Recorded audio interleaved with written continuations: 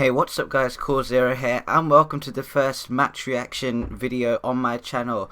Yes guys, it's going to be a brand new series. I'm going to hope to keep it up, and it's basically where I'm just going to give my views and opinions on this weekend's Premier League games. And obviously I'm a Liverpool fan, so I'm going to be doing the Liverpool ones first, and if you guys would like me to do the other results, I'll be doing them in a separate video. So yeah, it's my first one, so without further ado, let's get into it. So I'm going to be reviewing the Watford vs Liverpool game, which finished 3-0 at Vicarage Road. Just to start off with, that was absolutely shocking from Liverpool's point of view. Obviously, under Jurgen Klopp, we've seemed to be very good away from home. As you know, we got a 3-1 victory down at Chelsea, Stamford Bridge. Then we also beat Man City 4-1 at their stadium as well. So that looked to be quite good. And also with Southampton as well, remember, in the Capital One Cup, we actually beat them 6-1, which is, I didn't expect that. But obviously in the last 3 weeks now, since we've beaten Southampton 6-1, we've now gone on to lose to Newcastle 2-0. We've drawn West Brom 2-2 thanks to a late minute goal. And yesterday, or whenever you're watching this, whenever this goes live on YouTube, we've also lost 3-0 to Watford. So yeah, so the game kicked off, and we didn't really start it off correctly. I mean, Watford got onto the ball quickly, and within the first 2 minutes they got themselves a corner, which obviously as the away side you really don't want to be doing early on. Yeah, so they get the corner kick, and well, I don't have much more to say really. So the ball comes in, it's really simple for the goalkeeper. He doesn't look as though if any trouble is going to be created. Bogdan has it in his hands, he lets it slip out of his hands, and Nathan Ake is there just to tap it in for 1-0 within like the first 2.5 minutes, which was awful. But looking back on the replay, you could have suggested that Bogdan did on the second try have both hands on the ball, but you have to give the benefit of the doubt, I guess, to the attacker, and it was Bogdan's fault for letting it slip through.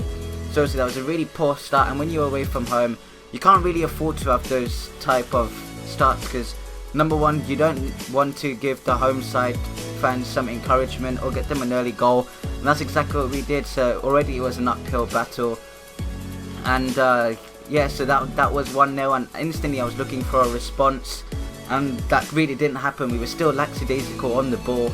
We didn't really get our passing game going at all, and yeah, so I think it was in the 15th minute. Oh dear, look at me mess up this skill. Oh my god, nice skill game. Yeah, okay, so back to the video. Within the first 15 minutes, Troy Deeney pokes a through ball upfield, and it's a typical Liverpool goal to concede actually. I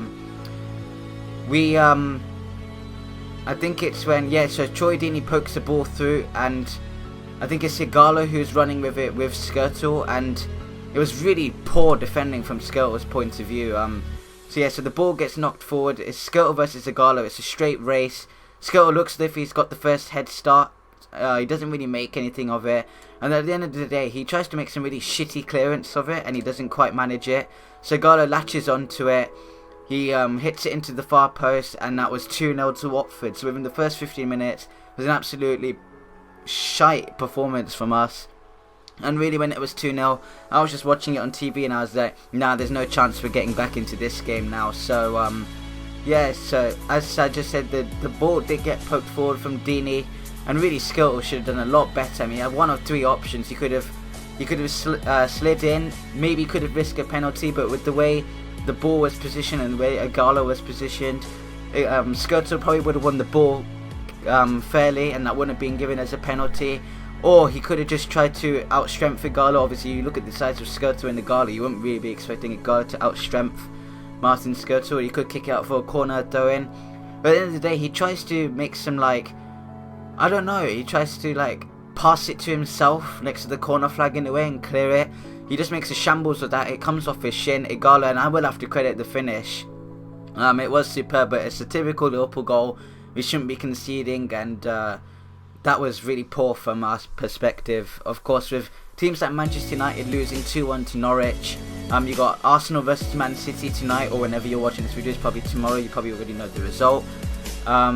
So there is teams near and around Liverpool that are going to be dropping points, but really we're really not taking advantage of anything properly, are we? As in, like, last week Man United lost to Bournemouth 2-1. We just about scraped the point against West Brom at home, that was a really bad game as well. I mean, the only top 4 side at the minute that I can really see probably actually getting into the Champions League this year is actually going to be Spurs, because of how consistent they are. Yes, they had that one poor loss to Newcastle last week. I think, was it 3-2 or something, 2-1. And yeah, then of course yesterday, or whenever you're watching this, they obviously beat Southampton 2-0. So yeah, so getting back into the Liverpool game.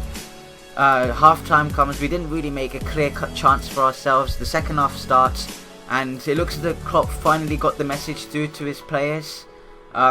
This time we decided, I don't think it was a formation change. It was just to move the ball quicker, I think, was probably the message for him. And oh yeah, I forgot to also tell you that Martin Skrtel, I believe, got injured in like the 40th minute, which brought Origi on.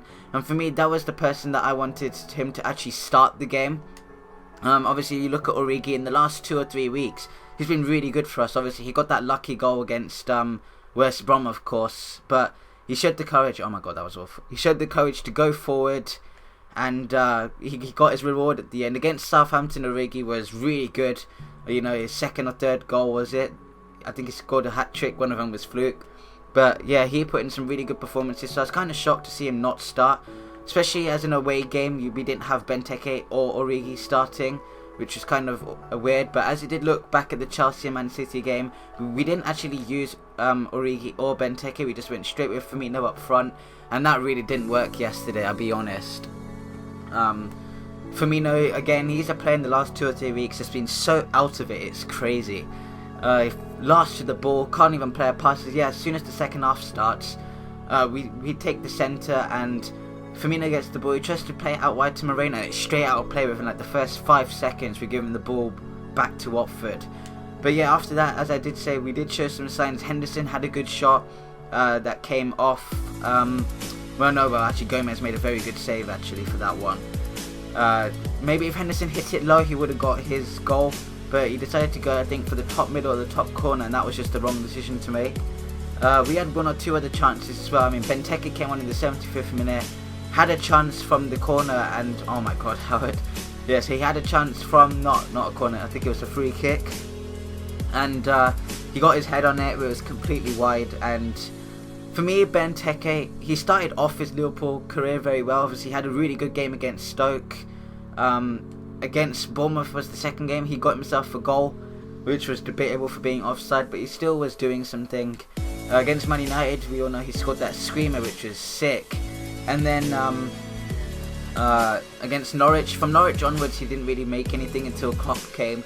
Then obviously against Chelsea, he came on and really added that extra strength we needed to win the game. And also against Man City as well, he came on as a late substitute and almost could have got another goal for that as well. So yeah. But yeah, so then in the 85th minute, Watford get forward one more time. I think we were all pressing too high. Moreno, I don't know where Moreno was in this instance, but I think they play it out wide to either Kapua, Abdi, I'm not sure who it was. Or it might have been the player that came on as a sub for Watford, I don't know who it quite was. But yeah, he plays the ball and Moreno is absolutely nowhere near where he should be. So yeah, it's a really good ball. Igalo's there and Saka wasn't marking tight enough, and that allowed Watford to take the 3-0 and really summed up our performance, to be honest. It was really poor from us yesterday, or whenever you're watching this. Now obviously our next game is going to be Leicester. We have to try and put in a performance in that game. Otherwise you look at our top 4 chances and it's kind of going to be looking bleak if we keep losing games like this. As in, like, we're on 24 points now, Man United are 29 and Tottenham have 29. And also, don't get with Leicester as well. I mean, if we lose to Leicester, that probably means we're not going to be catching Leicester up this season as well, because obviously they're going to be, 17 points behind us if they do win. So actually the Boxing Day clash is actually a must-win game for us. So yeah, as you know, there's some players in this team that just aren't good enough for me.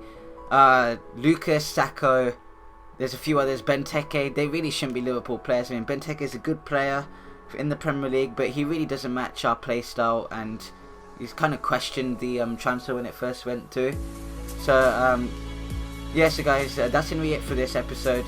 If you want to see more videos like this, obviously let me know in the comments and I'll keep doing them. If you want to know them for other teams as well, I can make videos for them. But yeah, my goal is to keep it up for the Liverpool ones at least, so I'll probably be making one for Leicester, probably ones for different ones as well. So guys, then if you enjoyed, if we could hit 5 likes for this video, that would be yeah, I'd really like that. It shows your support towards the series, and it shows that you probably will like it. And also, like, if you're new, then please subscribe to me. Not only do you get to see my videos when they first come in the sub boxes, but then you can also get to leave down comments below on how I could improve my videos as well. God, a good header from Lallana that was. So yeah guys, that's going to be it for this episode, guys. I guess I'll see you all in the next one. Peace out, guys.